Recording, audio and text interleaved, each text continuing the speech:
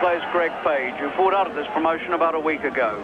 Gross from Baltimore having his first fight in 14 months since he was stopped by Mike Tyson. And Bruno tonight seeking his 31st win in his 33rd fight, and hoping above all that this is not going to be another night like that one in Cannes.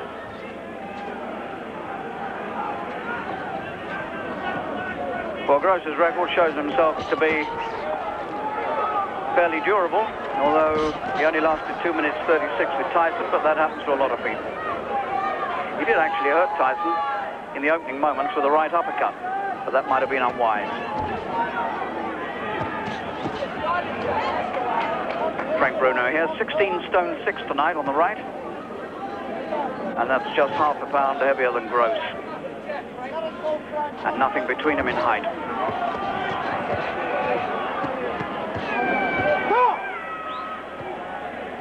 Both men 6 feet 3 inches tall.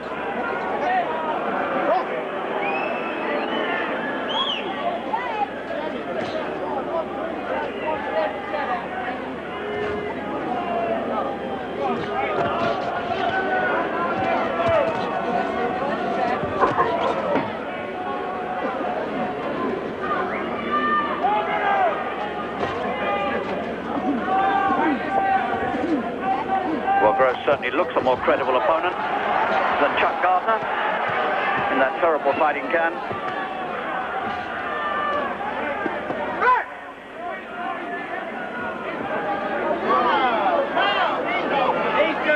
And Bruno cautioned by this rather diminutive referee for holding round the back of the neck.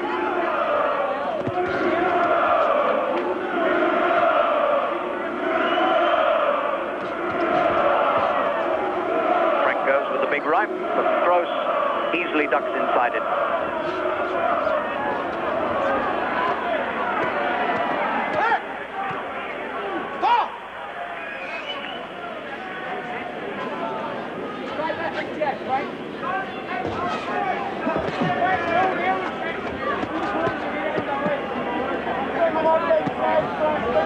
And Bruno taking his time about this.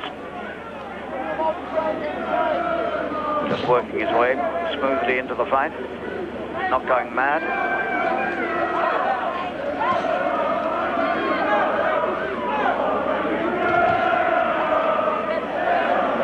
Punch to the top of the head seemed to disturb Gross a bit.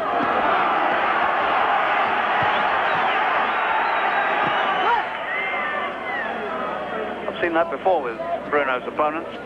Even a punch that lands high up seems to hurt them. But round one of the scheduled 10 rounder goes through without a knockdown. So no Frank Bruno early knockout this time. We move on to round 5 now. Gross has taken one standing count. Second round.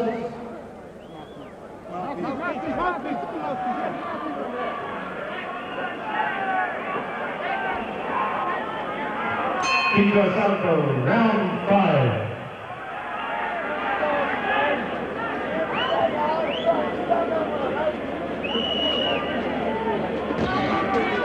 Bruno quite heavily smeared with the grease. See the white on his eyebrows.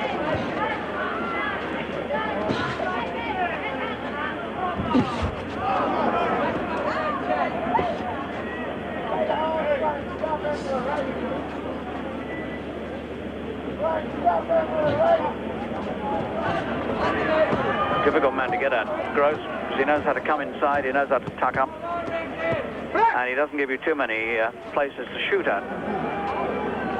This is all good. Oh, there's a danger sign for Bruno. Gross caught him with a right hand. So, and Frank's got himself in a bit of bother here.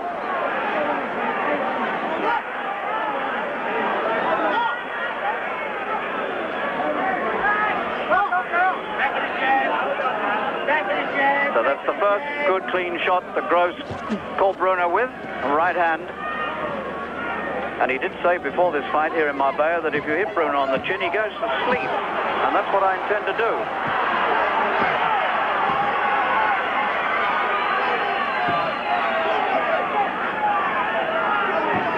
using his shoulder in there, but he's getting away with it.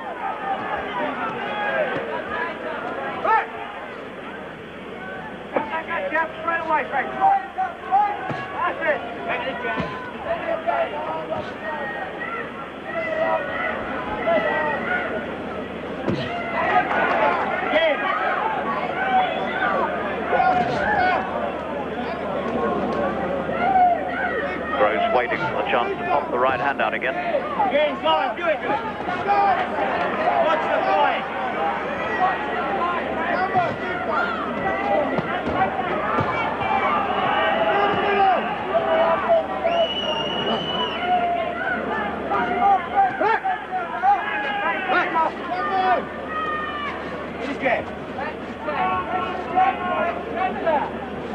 Back to the jab. Keep it going. 1, 2. And again, Gross, dangerous inside. He does need to take care in these moments. 5th round.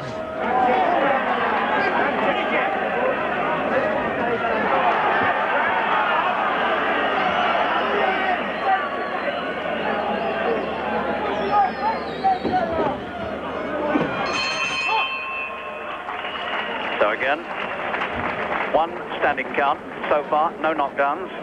The standing count over the American. Chance was there to sling the right, but it didn't come. The fight now slowed down in tempo, not a lot happening. Round 7 coming up. Round 7. Well, Gross is desperately tired now and ready to be taken, I would have thought. Again, he comes out on legs that look jaunty, but it doesn't last more than about 30 seconds. And somehow now Bruno must set him up and finish him.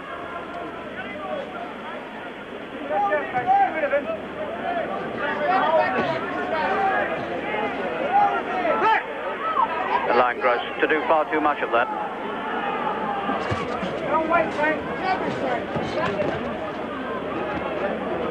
He wants to get that long left lead going, get a couple of good jabs in and then follow up the right. And you see he's not following up again there.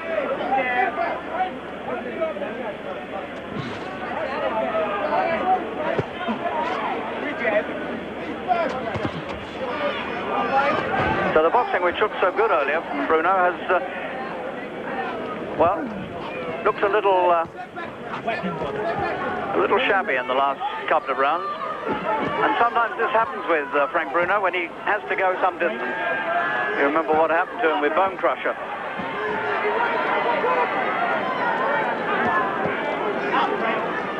And this crowd now pleading with Bruno to get this over.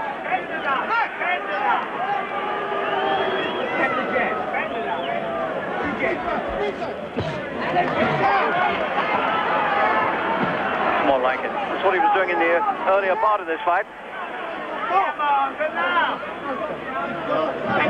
And Gross is told to keep his head up, getting frequent rests through these cautions.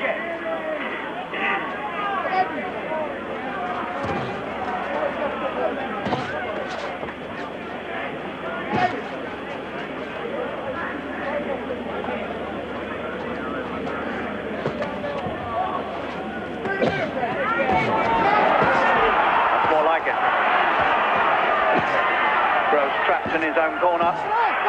Is this the end? No, this is not the end. This is another mandatory standing count of 8 over Reggie Gross. This is the 3rd one he's had, and this is round 7.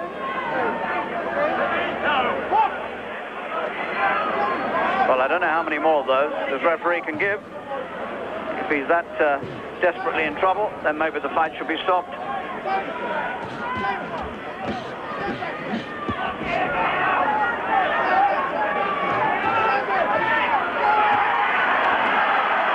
Well, this surely must be the end now. The man's doing nothing, taking everything. Bruno's caution for rapid punching, hitting him on the back of the neck, but there was nowhere else you could get at him because the man was doubled over. So all in all, it's becoming a very, very untidy and unpleasant fight.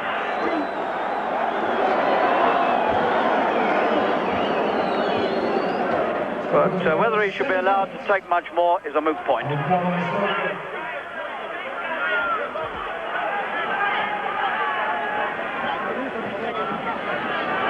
Round 8.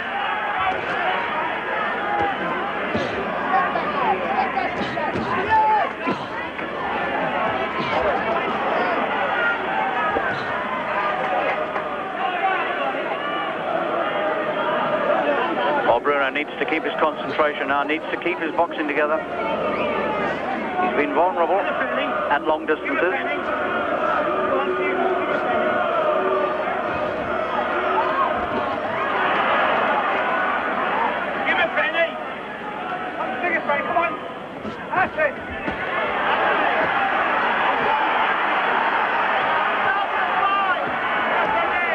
And again, Gross came out with a dangerous looking left hook.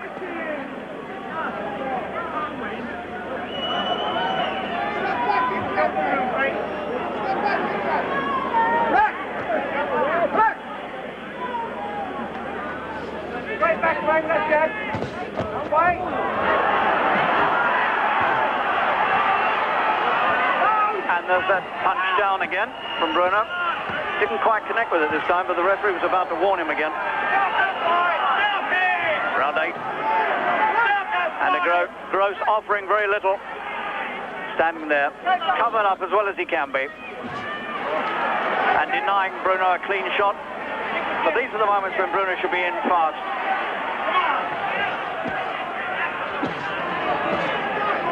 Well, it seems ridiculous to me now that Gross should be allowed to take any more. He's offering nothing. Come on! Don't wait. Too long.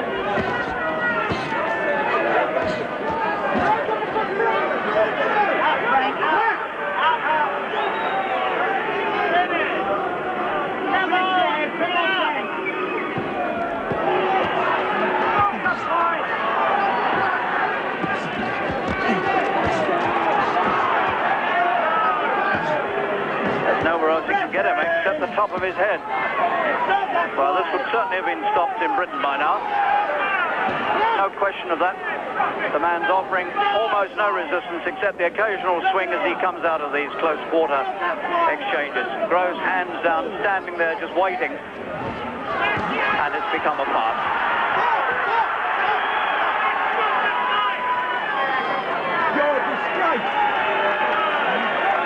And that, I think, is that. I didn't hear the bell, so I assume that the referee has, at long last, stopped the fight, and that indeed is the decision in the 8th round.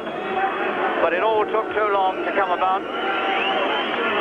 Gross had offered very little for 2 or 3 rounds, and although he was covering himself up as best he could, Bruno was allowed to hit him more or less at will for too long. And so once again, the unfortunate Bruno is involved in what's bound to be another controversial fight. But it's a win, and that's his 31st win in 33 fights. Bruno wins in 8. Well, a rather more worthy opponent, I would have thought, than last time. What did you make of that, Alan? Well, he tries so hard, Frank. You know, he tries to please the public, because after that last Chuck Gardner fight, which was dreadful, he had a tough opponent. He had a good opponent there. Someone strong, and it's only been good guys that have beaten this Ross. Mm-hmm. So he done very well.